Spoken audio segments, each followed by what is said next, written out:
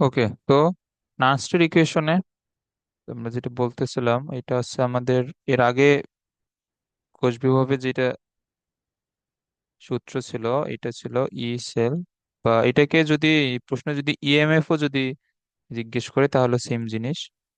তো এটা ছিল আমাদের অ্যানোডের জারণ বিভব প্লাস ক্যাথোডের এটা হচ্ছে বিজারণ বিভব। সো এই সমীকরণটা আমাদের তখনই প্রযোজ্য হইতো যখন, আচ্ছা ধরো সমীকরণটি প্রযোজ্য হবে,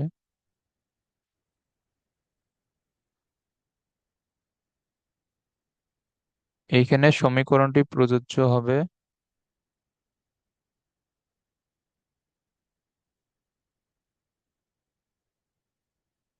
যদি কোষের সবকিছু প্রমাণ অবস্থায় থাকে।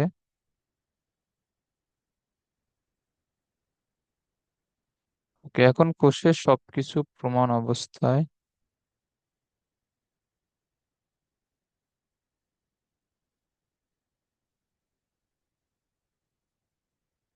থাকে এবং তাপমাত্রা স্থির থাকে।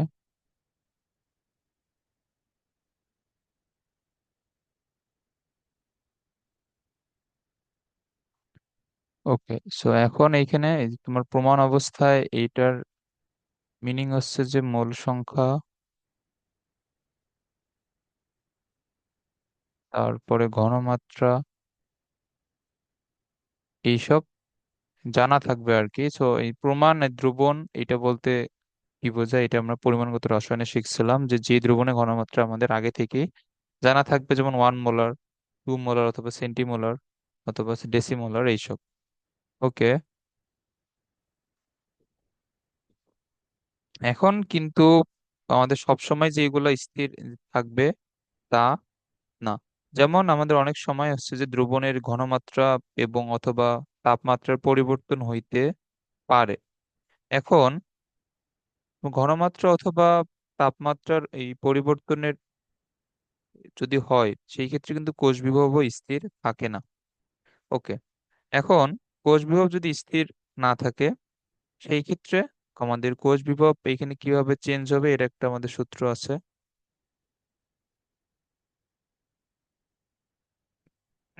ওকে, এই সূত্রটা হচ্ছে, এটাই মূলত নাস্টের ইকুয়েশন, যে E cell is equal to E naught cell. এখন ই নট সেল বলতে এখানে কি বোঝানো হচ্ছে, এই যে এইটাই এইটাই মেইনলি ই নট সেল। ওকে, মানে ই নট বলতে এটা তোমার এই পূর্বের যেটা এই কোষ বিভাগ আর কি ওইটা, ই নট সেল মাইনাস, এই সূত্রটা লিখে নাও, ই নট সেল মাইনাস আর আমাদের সার্বজনীন গ্যাস ধ্রুবক যেটার মান তো জানোই, এটা আমরা পরিবেশ রসায়নে শিখছিলাম 8.314। ই হচ্ছে temperature divide by N F, n F না, হ্যাঁ, এন হচ্ছে মোল সংখ্যা আর এফ হচ্ছে এখানে আমাদের ফ্যারাডে। সো এফ মূলত 1 ফ্যারাডে, 1 ফ্যারাডে সমান 96,500 কুলম্ব, এটা আমরা জানি। আর এন হচ্ছে এখানে মোল সংখ্যা ইনটু লন কিউ। ওকে,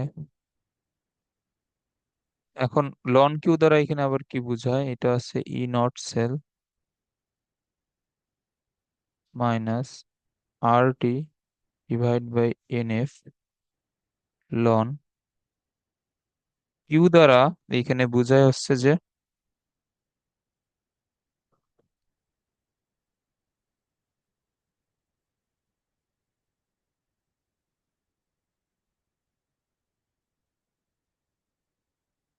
উৎপাদ আয়নের ঘনমাত্রা ডিভাইড বাই বিক্রিয়ক আয়নের ঘনমাত্রা।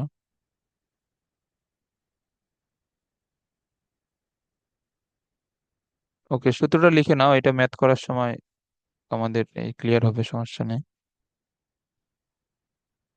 ওকে, এখন এইটাতে, এটা তুমি তো মানে সৃজনশীলে ম্যাথ করার সময় এই সূত্রটাই সবসময় ইউজ করবা। বাট এই সূত্রটা যদি এমসিকিউতে জিজ্ঞেস করতে পারে যে কোনটা নন স্টেট ইকুয়েশন, সো এটা সি নট সেল মাইনাস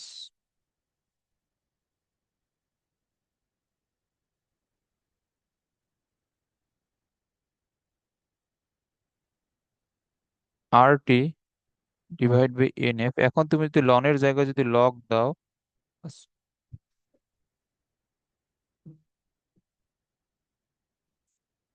এখন লনের জায়গায় লগ দিলে সামনে একটা 2.303 গুণ দেওয়া লাগে। এটা লগ, সামনে একটা 2.303 গুণ দেওয়া লাগে, তাহলে এটা হচ্ছে লগ কিউ। সো এখানে কিউ এর মান কি, এটা তো লিখে দিলাম। ওকে, আর এখানে আর হচ্ছে আমাদের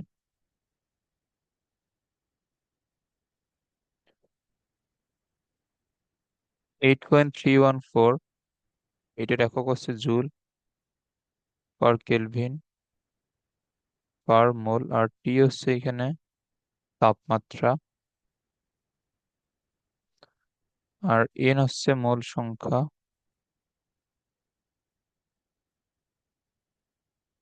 আর এটা হচ্ছে ফ্যারাড। 1 ফ্যারাড সমান 96,500 কুলম্ব, এটা আমরা জানি।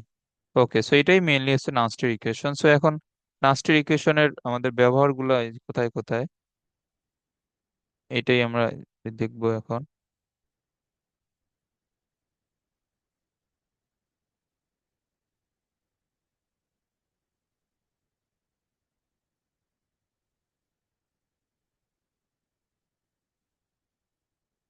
ওকে, আচ্ছা ধরো কয়েকটি ম্যাথ নিয়ে আসি।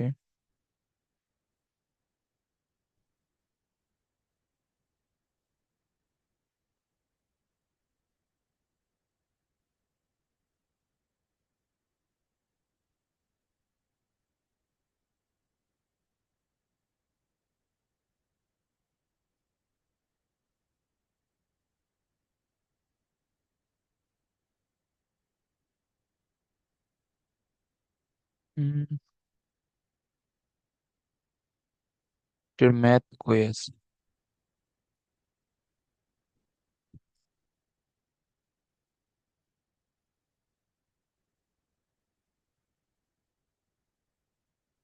আচ্ছা wait, ম্যাথ।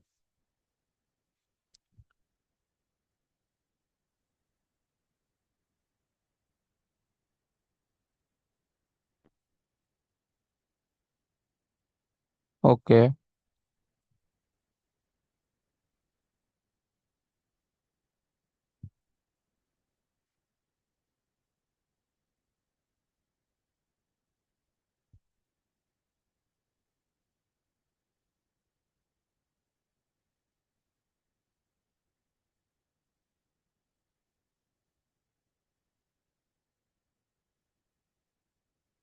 লিখে নিছো ওই সূত্রটা? হ্যাঁ, নিশ্চয়ই। ওকে,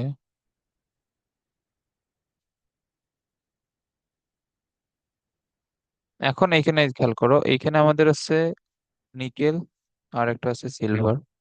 সো এখন নিকেল এইখানে হবে।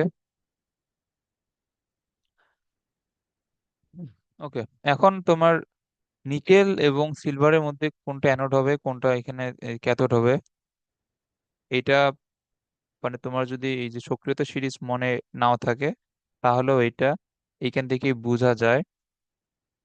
এটা এইখান থেকে অনেকভাবেই বোঝা যায়, কারণ এখানে দেখো, নিকেল 2 প্লাস থেকে নিকেলের একটা বিভব দেওয়া, তারপর সিলভার প্লাস থেকে সিলভার, অর্থাৎ দুইটার বিজারণ বিভব এখানে দেওয়া। তো যেহেতু দুইটার বিজারণ বিভব দেওয়া, আমরা জানি যে যার বিজারণ বিভব বেশি সে হয় এখানে ক্যাথোড। তো যেহেতু সিলভারের বিজারণ বিভব এখানে বেশি, সো এটা হচ্ছে এখানে ক্যাথোড। অথবা এখানে তো কোষের যে সংকেতটা দেওয়া, এইখানেও আমরা জানি এই কোষের সংকেতের বাম দিকে লেখা হয় অ্যানোড এবং ডান দিকে লেখা হয় ক্যাথোড। সো যেহেতু বাম দিকে নিকেল আছে, সো অবশ্যই নিকেল এখানে অ্যানোড এবং সিলভার হচ্ছে এখানে ক্যাথোড। ওকে, তো এখন কোষ বিভব এখানে গণনা করতে বলছে। তো আমরা এখানে কখন এই বুঝবো যে এখানে আমাদের নর্মাল কোষ বিভবের যেটা সূত্র, আমরা এই এই যেটা শিখলাম এতক্ষণ থেকে ওইটা ইউজ করব নাকি নানস্টেড ইকুয়েশন ইউজ করব? সো নানস্টেড ইকুয়েশন ইউজ করব যখন আমাদের টেম্পারেচার এবং এখানে ঘনমাত্রাগুলা দেয়া থাকবে।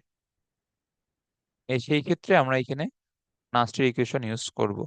সো এখন এখানে নানস্টেড ইকুয়েশন আমরা যদি ইউজ করি, সো এটা ছিল E cell is equal to E naught cell কিন্তু আবার আগের মতো করেই বের করতে হবে। সো এটা RT divide by NF ln U. So এটাই হচ্ছে আমাদের নানস্টেড ইকুয়েশন। তো ই সেল আবার কি হবে বলতো?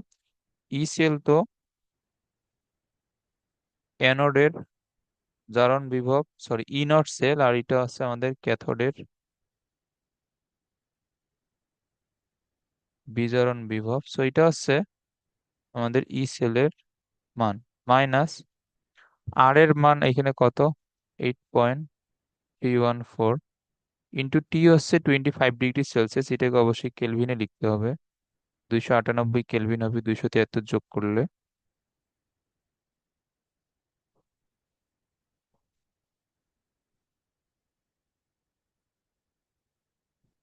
ওকে। সো এখন এন এইখানে আমি কি মোল সংখ্যা লিখে দিছিলাম এটা? আচ্ছা দাঁড়াও, এইখানে তো আরো কিছু জিনিস ইনকমপ্লিট ছিল। আচ্ছা এন এইখানে, এইখানে মোল সংখ্যা না দিয়ে আমাদের যেটা সবচেয়ে এখানে ভালো আছে আদান প্রদানকৃত,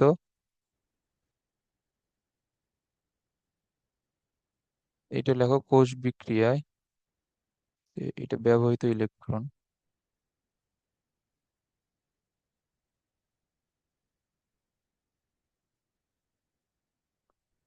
ওকে।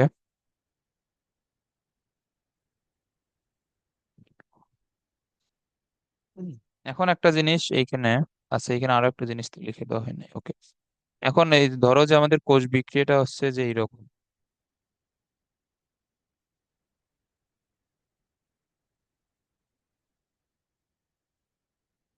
আমাদের কোষ বিক্রিয়াটা হচ্ছে এরকম যে এখানে এ প্লাস NB প্লাস এইরকম। সো এখানে কি হবে, এইখানে আমাদের হয়ে যাবে A প্লাস, তার মানে হচ্ছে এখানে অ্যানোড, আর B প্লাস থেকে হয়ে যাবে বি, তাহলে বি হবে এখানে এই যে ক্যাথোড। ওকে। সো এখন এইখানে আমাদের উৎপাদায়ন, এখানে উ- এখানে আমাদের উৎপাদায়ন এই যে বলতে এইটাকে বোঝানো হয়েছে। So, এটা হচ্ছে এখানে উৎপাদায়ন। আর আর এখানে বিক্রিয়ক আয়ন কোনটা, এটা না? হ্যাঁ। ওকে। এখন এদের এদের মোল সংখ্যা যদি এক ব্যতীত অন্য কোনো সংখ্যা হয়, তাহলে ওদের ওদের পাওয়ারটা হচ্ছে যে এইখানে চলে আসবে। সেইটা একটু ঠিক করে নাও। ওদের পাওয়ারটা এদের এই যে উৎপাদায়নের এই ঘনমাত্রা, এর পুরোটার উপরে পাওয়ার হবে এর মোল সংখ্যা, আর যেটা বিক্রিয়ক আয়নের এই ঘনমাত্রা, ওর পুরোটার উপরে পাওয়ার হবে বিক্রিয়ক আয়নের মোল সংখ্যা। এটা একটু লিখে নাও।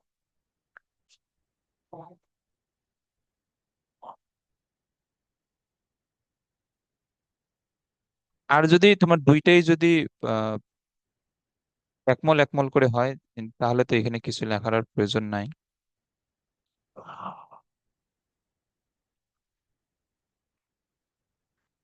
ওকে, লিখে নিছো এগুলা?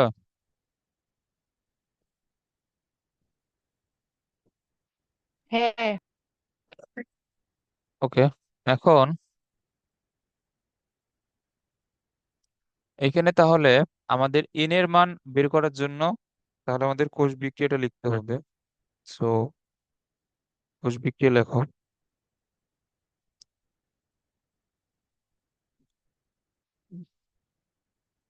তাহলে এখানে কোষ বিক্রিয়া, এটা এই টাইপের ম্যাথ করার জন্য তাহলে তুমি কোষ বিক্রিয়াটা আর কি এই যে লাস্ট এই সমীকরণটা লেখার আগেই এটা করে ফেলবা, কোষ বিক্রিয়াটা।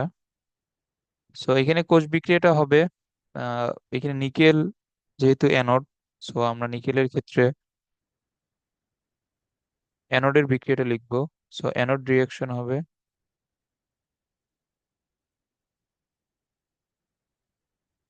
নিকেল সলিড থেকে দুইটা ইলেকট্রন ত্যাগ করে নিকেল 2+ আয়ন হিসেবে দ্রবণের মধ্যে চলে যাবে। সো এটা হবে একুয়াস সলিউশন। এবং এখানে ক্যাথোড রিয়াকশন হবে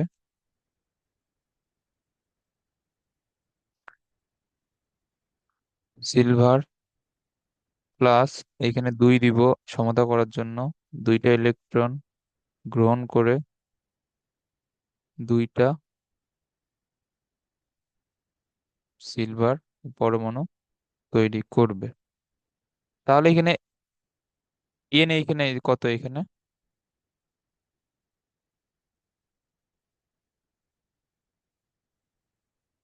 বলো।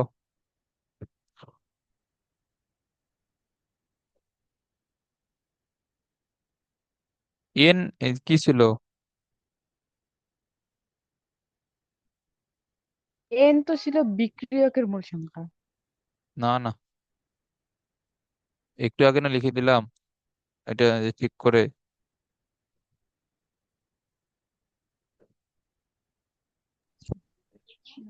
আয়ন। ওই এন, আচ্ছা দাঁড়াও, তাহলে তো এখানে এন একটু মানে তো গ্যাঞ্জাম হয়ে গেছে ধরো।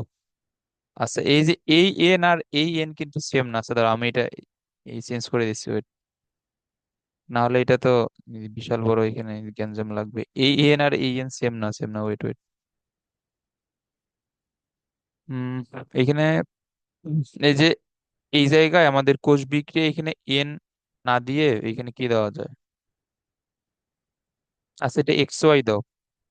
আচ্ছা ধরো এটা তো দুইটাই চেঞ্জ করলে তো ধরো এত তো কাটাকাটি তো হবে, তাহলে নোট খাতায় এখানে এম এন এর জায়গায় এখানে এক্স ওয়াই দাও। তাহলে আর এই সমস্যা হবে না, কারণ ওই এন আর আমাদের এই যে সূত্রে এন এফ এর যে এন এটা কিন্তু সেম না। সো তাহলে এখানে এক্স, এখানে ওয়াই, এখানে এক্স, এখানে ওয়াই, তাহলে এক্স যাবে কোথায়? উৎপাদের, তাহলে এক্স যাবে উপরে, ওয়াই আসবে নিচে। আর এই এন হচ্ছে তাহলে কোষ বিক্রিয়ায় ব্যবহৃত ইলেকট্রন। ওকে। তো এখন আমাদের এখানে এন কত? এই যে আমরা যে সূত্রের মধ্যে যেটা এন লিখবো এইখানে এন হচ্ছে 2, কারণ এখানে টোটাল দুইটা ইলেকট্রন ইউজ করা হয়েছে এখানে। আবার এটা ভাবো না যে এখানে 2 2 4, 2 2 4 না, মানে তোমার ইন্ডিভিজুয়াল রিয়াকশনে কয়টা করে লাগছে ইলেকট্রন ওইটাই এখানে। তাহলে এন এর মান হচ্ছে 2। ওকে, এইটা আশা করি এটা বুঝছো। তাহলে এখানে হবে 2 × 96,500 লন। এখন এখানে কি হবে? উৎপাদ আয়নের ঘনমাত্রা। সো এখানে উৎপাদ আয়ন এই যে কোনটা বলো তো? উৎপাদ আয়ন হচ্ছে নিকেল। সো এইখানে তোমার নিকেলের ঘনমাত্রা নিকেল 2+, এবং এই এই ঘনমাত্রা যে থার্ড ব্র্যাকেট দিয়ে লেখা হয় এটা আমরা অনেক আগেই এটা শিখছিলাম। তাহলে নিকেল আয়নের ঘনমাত্রা। ওকে। সো এখানে তোমার নিকেলের মোল সংখ্যা এই কত? 1 না, তাহলে এর পাওয়ার হিসেবে যাবে 1। এরপরে ডিভাইড বাই বিক্রিয়ক আয়নের ঘনমাত্রা। বিক্রিয়ক আয়ন এখানে কোনটা? সিলভার। বাট এইটার মোল সংখ্যা কত? 2 না, তাহলে এর পাওয়ার হিসেবে যাবে 2। এটা বুঝছো? হ্যাঁ। ওকে। আচ্ছা এখন আমরা এই বাকিটুকু যদি এখান থেকে করি, তাহলে এখন দেখো আমাদের ই নট সেলের মান বের করার ক্ষেত্রে তাহলে আমাদের হচ্ছে অ্যানোডের জারণ বিভব এবং ক্যাথোডের বিজন বিভব দরকার। অ্যানোডের জারণ বিভব কি হবে? এইখানে তোমার এই প্রশ্নে এটা কোন বিভব দেয়া এখানে এই প্রশ্নের মধ্যে, এই যে এটা বিজারণ। কোন বিভব দেওয়া? নিকেলের বিজন বিভব দেওয়া, বাট আমাদের লাগবে জারণ বিভব। সো এটা হবে +0.25। তারপরে প্লাস আমাদের দরকার হচ্ছে আহ, এখানে ক্যাথোডের বিজারণ বিভব। এইখানে তোমার প্রশ্নে বিজারণ বিভবই দেওয়া, সো এটা হবে +0.80 মাইনাস, আচ্ছা এটা এটা ক্যালকুলেশন করলে এটা কত আসবে, ক্যালকুলেটর নিয়ে আস।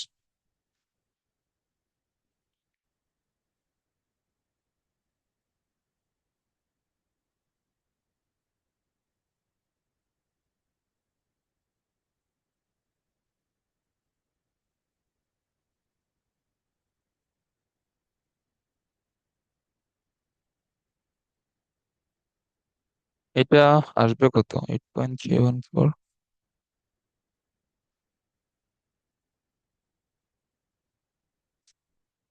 এটা আসবে 0.0128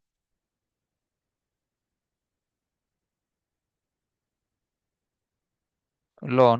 এখন এইখানে খেয়াল করো, এই যে তোমার নিকেলের এবং সিলভারের ঘনমাত্রা কিন্তু প্রশ্নে দিয়ে দেওয়া আছে। নিকেলের ঘনমাত্রা হচ্ছে 0.1, এইগুলা এই যে প্রশ্নে দিয়ে দেওয়া কিন্তু 0.1, আর সিলভারের ঘনমাত্রা প্রশ্নে দেওয়া 0.2, এর উপর একটা স্কোয়ার আছে।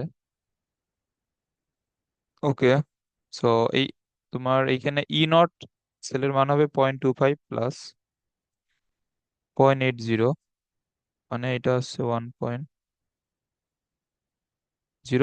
আর এটা যদি তুমি যদি ক্যালকুলেশন করো 0.0128 ইন্টু লন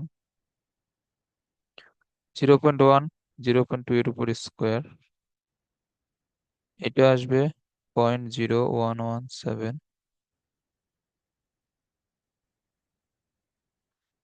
এটা বিয়োগ করলে আসে 1.03827 ভোল্ট। তুমি একটা বুঝছো? হ্যাঁ, বুঝছি। ওকে, সো নাস্টের ইকুয়েশন থেকেও একটা সৃজনশীল একদম কনফার্ম আসবে।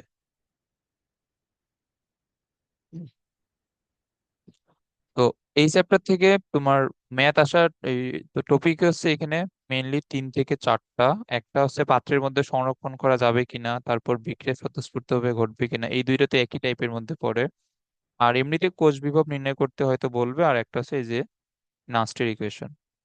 এই 3-4টা টপিকই আছে এখানে, আর তেমন বেশি কিছু নাই।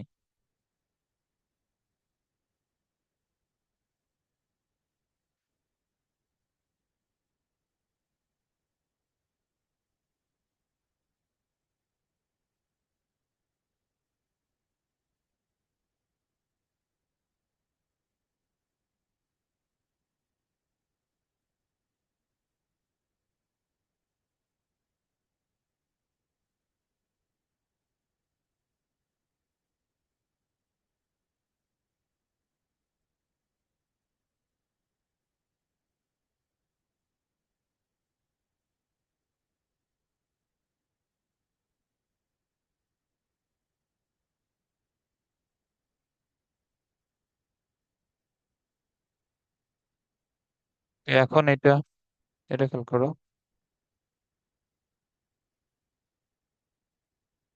25 ডিগ্রি সেলসিয়াস তাপমাত্রা ইএমএফ নির্ণয় করতে বলছে। একটা হচ্ছে কেডমিয়াম এবং আরেকটা হচ্ছে হাইড্রোজেন।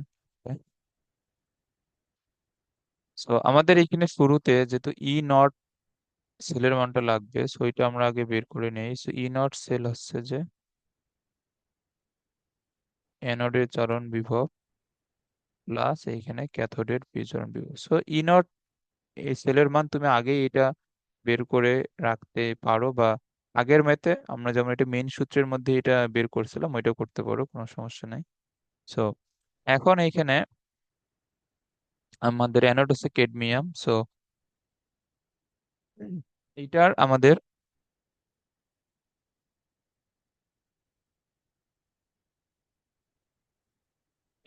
জারণ বিভবটা দরকার। সো এখন এখানে বিজারণ বিভব এখানে দেয়া আছে, তো এই জারণ বিভব হবে উম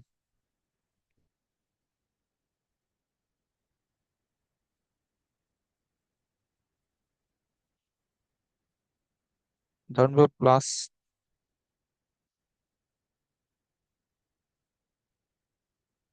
আচ্ছা ধরো এখানে অ্যানোড ক্যাথোড। হ্যাঁ, তো এটা বিজন বিভব যেহেতু দেওয়া, তো এটা জারণ বিভব হবে প্লাস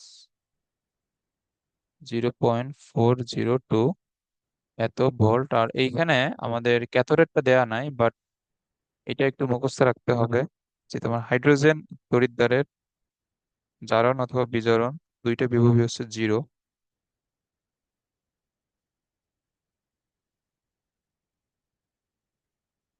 এটা মুখস্থ রাখবা।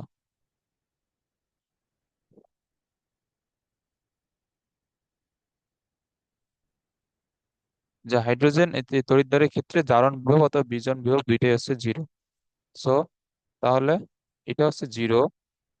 তো এখন ই সেলের মান এটা তাহলে কি হবে? এত ভোল্ট। এখন আমরা যদি নান্স ইকুয়েশন ইউজ করি তাহলে আমাদের ই সেল হবে ই নট সেল মাইনাস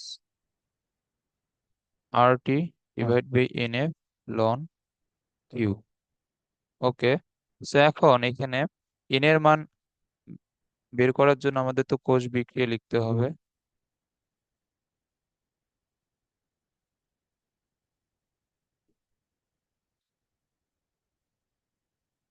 তো এখন এখানে কোষ বিক্রিয়া কি হবে? আমাদের অ্যানোড রিয়াকশন হচ্ছে আমার ক্যাডমিয়াম, এই সলিড থেকে দুইটা ইলেকট্রন বাদ গিয়ে এখানে হবে ক্যাডমিয়াম 2+। তাহলে এটা হবে দুইটা হাইড্রোজেন দুইটা ইলেকট্রন গ্রহণ করে H2। ওকে, তাহলে এখানে আমাদের সেল রিয়াকশন আছে ক্যাডমিয়াম দুইটা হাইড্রোজেন, আর এখানে ব্যবহার করা হয়েছে মেইনলি দুইটা ইলেকট্রন, এটা হচ্ছে ক্যাডমিয়াম 2+ আর হাইড্রোজেন। তো সেই ক্ষেত্রে এখানে এন এর মান হচ্ছে 2। তাহলে এটা হচ্ছে 0.402 মাইনাস আর এর মান হচ্ছে 8.314। টি হচ্ছে 25 ডিগ্রি সেলসিয়াস মানে 298 ডিভাইড বাই 2।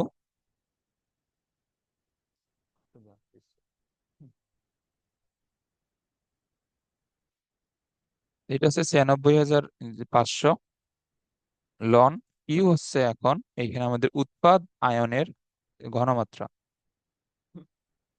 সো এখানে বিক্রিয়ার মধ্যে এখানে খেয়াল করো যে উৎপাদ আয়ন এখানে কোনটা হবে? উৎপাদ আয়ন হচ্ছে ক্যাডমিয়াম 2+, এর ঘনমাত্রা নিচে হচ্ছে বিক্রিয়া কারণ হাইড্রোজেন। এখন এর এর সাথে মোল সংখ্যা যেহেতু 2, অতএব এর পাওয়ার অবশ্যই 2 দেয়া লাগবে।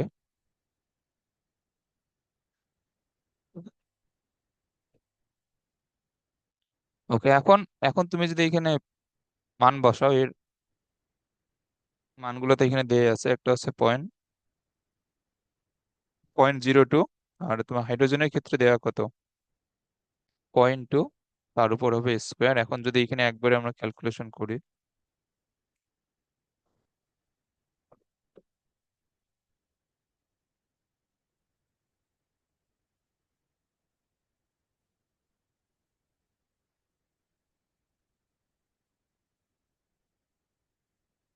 ওকে, সো এখানে একবারে এইটা ক্যালকুলেশন করলে অ্যান্সার আসবে 0.41। কেউ পরে এখানে বৃদ্ধি পেল না? 41।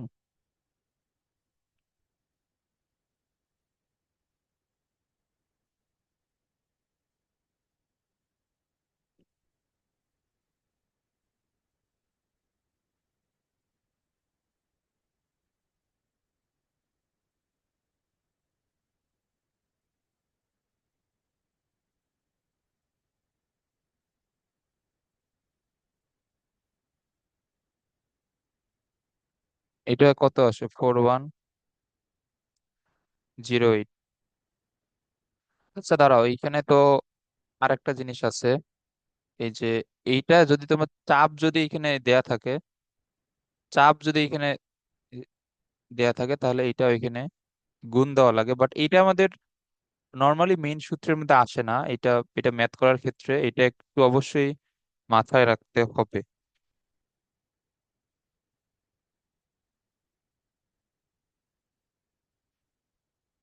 ওকে, আচ্ছা ধরো আমি এটা, আচ্ছা এটা নেক্সট লাইনে তাহলে লিখে দিচ্ছি পুরো।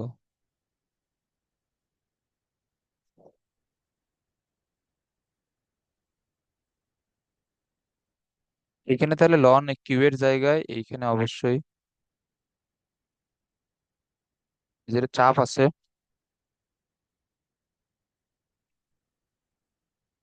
এইটা এখানে, এইটা এখানে গুণ দেওয়া লাগবে 0.5। সো এই নিয়মটা একটু মনে রাখবা, এটা আমরা পরবর্তীতে আরো এটা ম্যাথ করলে আরো ক্লিয়ার হয়ে যাবে। বাট এই চাপের বিষয়টা আমাদের মেইন সূত্রে এটা কিন্তু নাই। সো এটা এমনিতে খেয়াল রাখবা। সো এটা 8.314 into 298 two into 96,500 into ln উপরে কেডমিয়াম এর ঘনমাত্রা হচ্ছে 0.02 ইন্টু চাপ গুণ করলে 0.5, নিচে হচ্ছে 0.2 এর উপরে স্কোয়ার।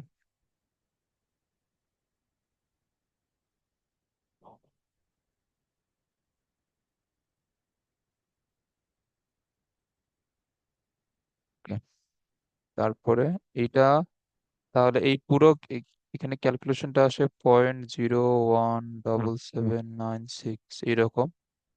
তাহলে এটা যদি আমরা 0.402 প্লাস মাইনাস এটা দিই তাহলে এটা আসে 0.4197।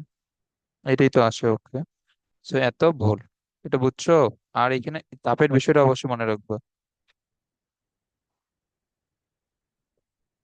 চাপ আমাদের এখানে তোমার দেয়া থাকবে এই তখনই যখন এটা আমাদের গ্যাস হাফ সেল হবে, বা এই যে যখন এই প্লাটিনাম থাকবে এবং হাইড্রোজেন থাকে তখন এটা আমাদের গ্যাস অর্ধকোষ হয়। এটা আমরা কালকে গ্যাস হাফ সেল সম্পর্কে পড়ছিলাম। সো এটা মানে যখন হাইড্রোজেন থাকবে এটা কেবলমাত্র তখনই দেওয়া থাকবে। অন্যান্য যে আমাদের যেমন আগের এইখানে ম্যাটার ক্ষেত্রে দুইটাই কিন্তু আয়ন, এবং এটা হচ্ছে তো তোমার এটার নাম কি ছিল, এটা হচ্ছে ধাতু এবং ধাতব আয়ন